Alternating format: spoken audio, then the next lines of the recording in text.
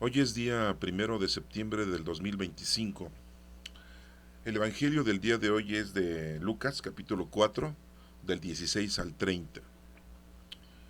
En aquel tiempo, Jesús fue a Nazaret, donde se había criado, entró en la sinagoga, como era su costumbre hacerlo todos los sábados, y se levantó para hacer la lectura.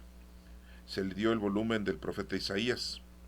Lo desenrolló y encontró el pasaje en que estaba escrito: El Espíritu del Señor está sobre mí, porque me ha ungido para llevar a los pobres la buena nueva, para anunciar la liberación a los cautivos y la curación a los ciegos, para dar libertad a los oprimidos y proclamar el año de gracia del Señor.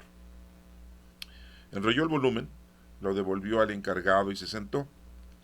Los ojos de todos los asistentes a la sinagoga estaban fijos en él.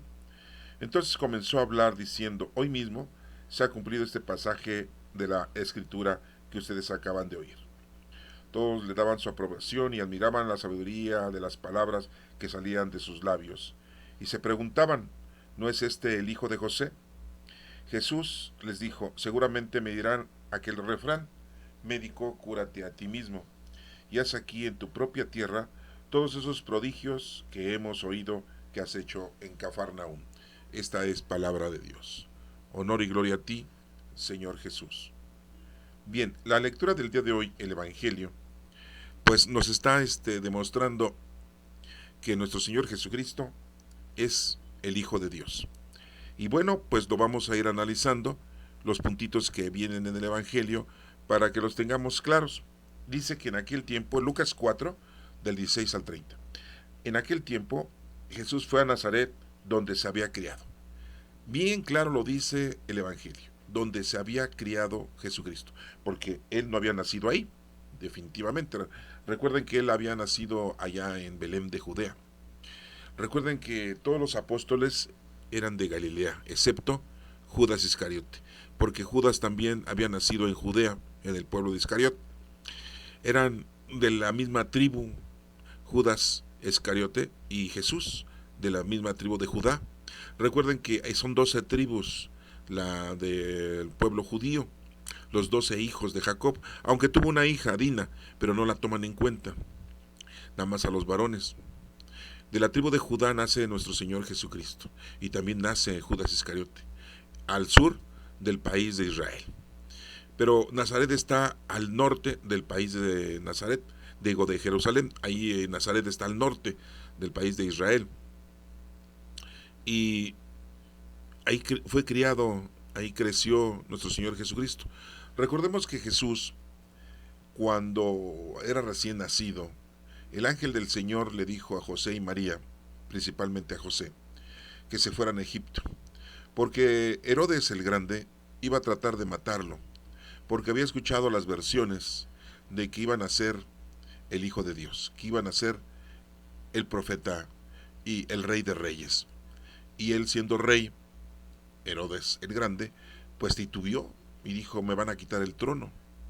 Le preguntó a sus estudiosos, a sus teólogos de aquel entonces, y le dijeron: pues tiene que nacer en Belén de Judea. Así dicen las escrituras, de una mujer virgen. Y bueno, cuando llegaron los sabios de Oriente, que les dicen magos, hoy en día pues la palabra mago significa otra cosa, en aquel entonces significaba otra cosa. Bien, llegaron y andaban buscando, y Herodes se dio cuenta de que había personajes raros que venían de otros países, y tuvieron entrevista con Herodes y le dijeron: ¿qué es lo que andan buscando? Seguimos la estrella que nos dirige a donde ha nacido el Hijo de Dios, el Mesías, el Rey de Reyes. Entonces Herodes dijo: oye, entonces sí es cierto lo que me dicen mis teólogos, mis estudiosos, mis sabios. Y les dijo a los reyes, a los magos, ¿no?, a los sabios de Oriente, les dijo: cuando lo encuentren, vengan y díganme dónde están, para yo también irlo a visitar y adorarlo y ponerme a sus pies. Mentira, ¿no? Entonces, pues se fueron estos personajes, que no sabemos cuántos eran. Se supone que a lo mejor eran tres, y eso lo suponemos porque llevaron tres distintos regalos, ¿no? Pero han de haber sido, no sé, más, o a lo mejor, no sé. no lo explica, ¿no? Pero lo resumimos en tres. Bueno, pues ellos llegaron, visitaron a Jesucristo, se fueron, pero no regresaron con Herodes porque el ángel del Señor les dijo, no regresen con Herodes, porque Herodes va a querer matar al niño. Entonces los sabios se fueron. Pasó el tiempo, meses y meses, pero para esto Dios ya le había dicho a José en sueños, por medio de un ángel, de que se llevara a María, su mujer, y al niño a Egipto, huyeran, porque Herodes iba a mandar a matar a los niños. Y como Herodes el Grande, pues no le puso mucho interés a esto, porque ya saben que ellos están embarronados en lo material, lo mundano y lo terrenal, como hoy en día muchos de nosotros. Pasaron meses y preguntó a sus súbditos, oigan, ¿y esos sabios no han regresado? ¿Ya desde cuándo vinieron y no han regresado conmigo a informarme en dónde nació el Rey de Reyes? Vayan y busquen. Y fueron y regresaron y le dieron el comentario de que pues ya se habían ido.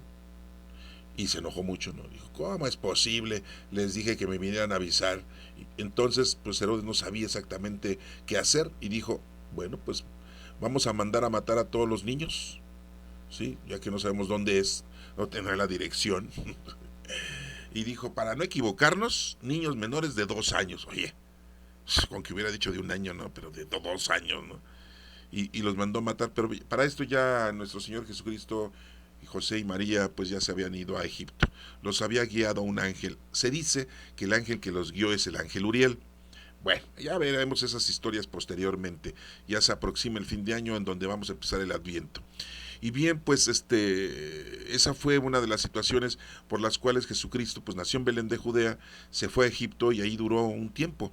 Muchas personas piensan que duró un ratito, no, duró años, posiblemente 3, 4 años. Les digo el número 3 porque es el poder, el número 4 porque es la preparación. Es posible que haya estado 4 años.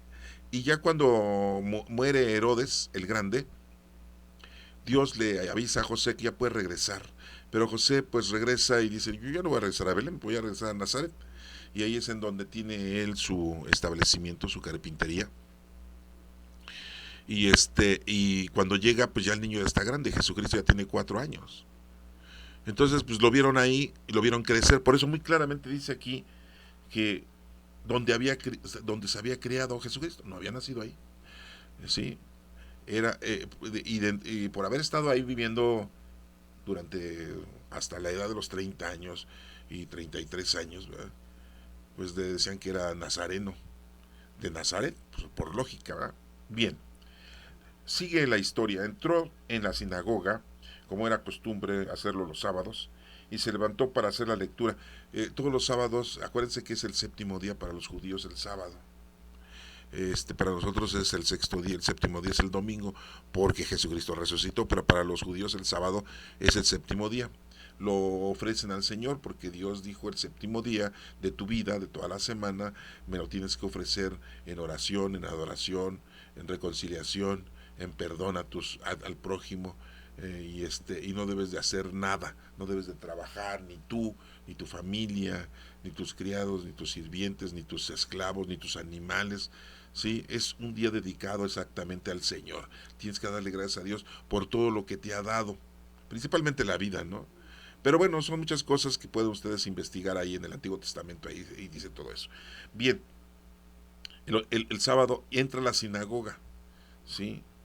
Y le dan un rollo a Jesucristo para que lo lea, ¿sí?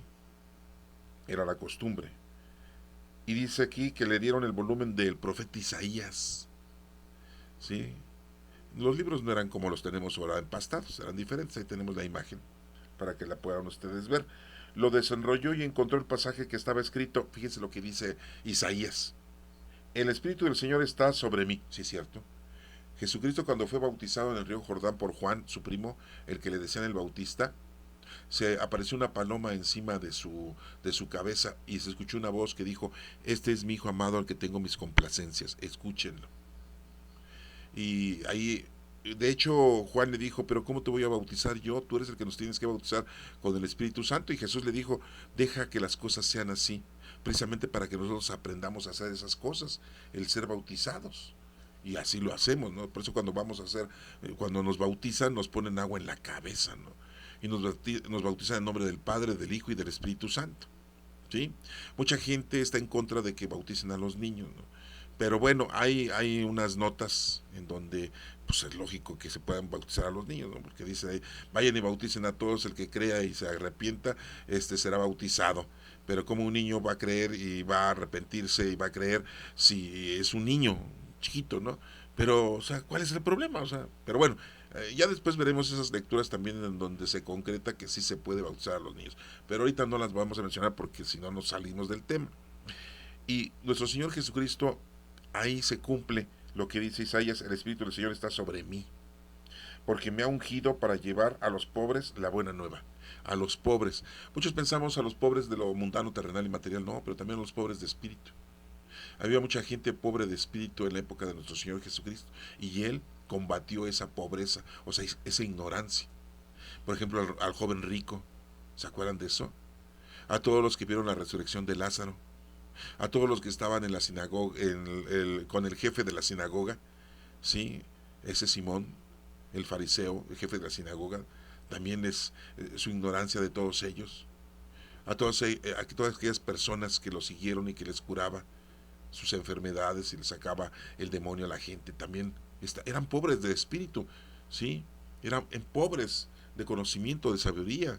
Bueno, se levantó entonces aquí, desenrolló el rollo, el pergamino, ¿sí? El Espíritu del Señor está sobre mí, me ha ungido para llevar a los pobres la buena nueva, para anunciar la liberación a los cautivos, ¿sí? La liberación. No es que haya ido a las cárceles, sino a todos aquellos que estamos presas del pecado. ¿Qué es pecado? La ausencia de Dios, falta de conocimiento del Señor. Estamos presos, nos hemos encarcelado en lo mundano, en lo terrenal y material. Por eso dice aquí: para anunciar la liberación a los cautivos y la curación a los ciegos. Fíjense cómo dice Isaías: curación a los ciegos. No nada más curación de los ciegos, curó a los sordos, a los paralíticos, a los leprosos, a los cojos, ¿sí? Pero quiere decir ciegos a los que no han visto a Dios, a los que no han conocido a Dios, ¿sí? Porque vuelvo a esto, estamos inmersos en las cosas mundanas, terrenales y materiales, ¿sí? Bien, ¿qué sigue diciendo? Para dar libertad a los oprimidos, ¿sí? A todas aquellas personas que tienen esa vida de opresión, de insatisfacción, de que les ha dolido toda la existencia, de todos los problemas que han tenido en su vida. Les vino a dar un aliciente, les vino a dar un medicamento, una paz espiritual, un confortamiento a su vida. Y proclamar el año de la gracia del Señor, ¿sí? Proclamar el año de la gracia del Señor. Pues dicen, ¿cuál es el año de la gracia del Señor? ¿Sí? Bueno, nosotros sabemos que la resurrección de nuestro Señor Jesucristo es algo muy importante, hermanos. ¿Sí? Muchos piensan que el nacimiento de nuestro Señor Jesucristo es lo más importante. Pues no. Que la muerte de nuestro Señor Jesucristo es lo más importante, su crucifixión. Pues no. Lo más importante es la resurrección de nuestro Señor Jesucristo y la venida del Espíritu Santo, 50 días después de su resurrección, ¿sí? Bien, y sigue diciendo la lectura: enrolló el volumen, lo devolvió al encargado, se sentó, todos estaban asistentes en la sinagoga, estaban fijos en él.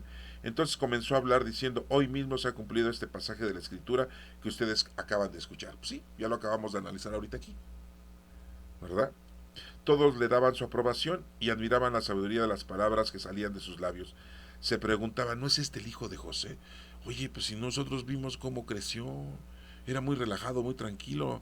No supimos que haya ido a algún lado a aprender la palabra de Dios, que haya venido aquí con los fariseos, los escribas, los sabios, los ancianos, y que estuviera estudiando. ¿Cómo es posible que tenga tanta sabiduría, tanto conocimiento? ¿Se dan cuenta de eso? Eso es importante, hermanos, porque muchos piensan: no, es que se fue a la India a estudiar, se fue a Egipto a estudiar, ¿sí? Que se fue a determinado lugar a estudiar, ¿sí? Por eso aprendió mucho. Aquí lo está diciendo: ¿no es este el hijo de José? Pues, no, sí, pues nosotros lo conocemos. Estaba trabajando ahí con su papá José en la carpintería, era carpintero. Ese era su oficio de Jesucristo. En ningún momento vimos que tuviera una sabiduría como la que está ahorita aplicando. ¿Se dan cuenta de eso, hermanos? ¿Sí? Si no hubieran dicho, no, ya desde niño, uy, no, desde chiquito. ¿Se acuerdan cuando estaba platicando con nuestros hijos? Uy, no, casi les daba catecismo a todos. Lo hubieran dicho. Entonces nos hubieran sorprendido. Pero aquí vemos que se estaban sorprendiendo de la sabiduría de nuestro Señor Jesucristo. Por eso dicen, ¿quién es el hijo de José? Que nos hable de carpintería, de cómo hacer una rueda, de cómo hacer un techo, de cómo hacer una puerta, de cómo hacer una silla o algo. Ah, bueno, pues sí, no, pues es un experto en carpintería. Pero está hablando de la palabra de Dios. Pues él no andaba con los fariseos, ni con los escribas, ni con los sabios del Sanedrín estudiando. Bueno, seguimos.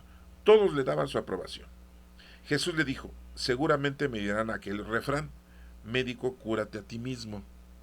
Sí, recuerden que los médicos, pues, estoy enfermo, van con otro médico. Por ética profesional no pueden ellos recetarse ni curarse ellos solos, ¿eh? Pero así lo hacemos en familia, siempre están los remedios caseros, ¿no? Los remedios de mamá, los remedios de la abuela, ¿no? Pero un médico, por ética profesional, tiene que ir con un médico para que él dé su dictamen. Por eso aquí, bueno, y ya desde entonces había médicos, ¿eh? Claro. En aquel entonces los médicos no se comparan con los médicos de ahora, definitivamente, ¿no? O sea, estamos muy avanzados en la medicina, como también estamos muy avanzados en las enfermedades, muy avanzados en las epidemias, muy avanzadas en las infecciones, si no ha sido por todas esas personalidades que nos han dejado su sabiduría para poder progresar, pues ya se hubiera extinguido el ser humano, ¿no? Sí. Imagínense nada más la penicilina, ¿no? No, nada más ya con eso tenemos, ¿no? ¿Sí? Y el otro es el poder hacer una cirugía, ¿no? Esas dos cosas, les puedo mencionar muchas cosas, ¿no? Pero esas dos cosas son las que han librado de la muerte a mucha gente, ¿sí? Bien, les dicen, seguramente me dirán ustedes, médico, cúrate a ti mismo y haz aquí en tu propia tierra todos esos prodigios que hemos oído que has hecho en Cafarnaón. Le decían, pues haz todas esas cosas que has hecho aquí. Aquí en Nazaret hay mucha gente que necesita ser curada, hay mucha gente que necesita que le saques el demonio, hay mucha gente ignorante, ¿sí? Así como lo hiciste en Cafarnaón. ¿Por qué? Porque fíjense que como nos menciona muy claramente que Cafarnaón era un lugar muy importante para nuestro Señor Jesucristo, ¿sí?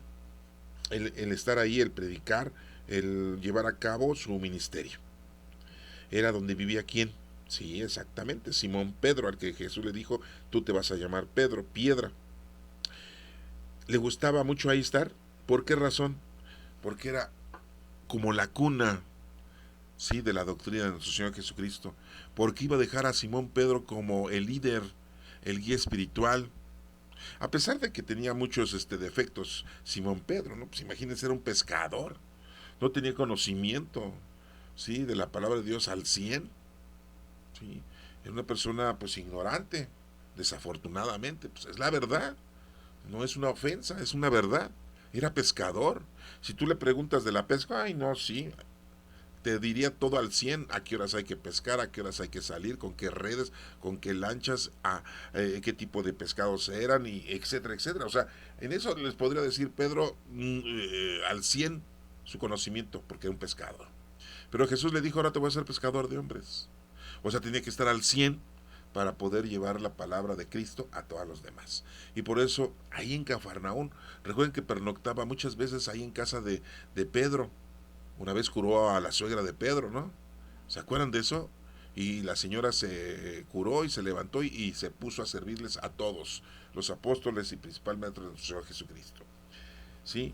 Entonces de ahí no salía de Nazaret a predicar, o sea, no iba y pernoctaba en su casa y al otro día temprano, 6 7 de la mañana, ya estaba yéndose a otro lado a predicar. No, de Cafarnaún se iba a todos lados.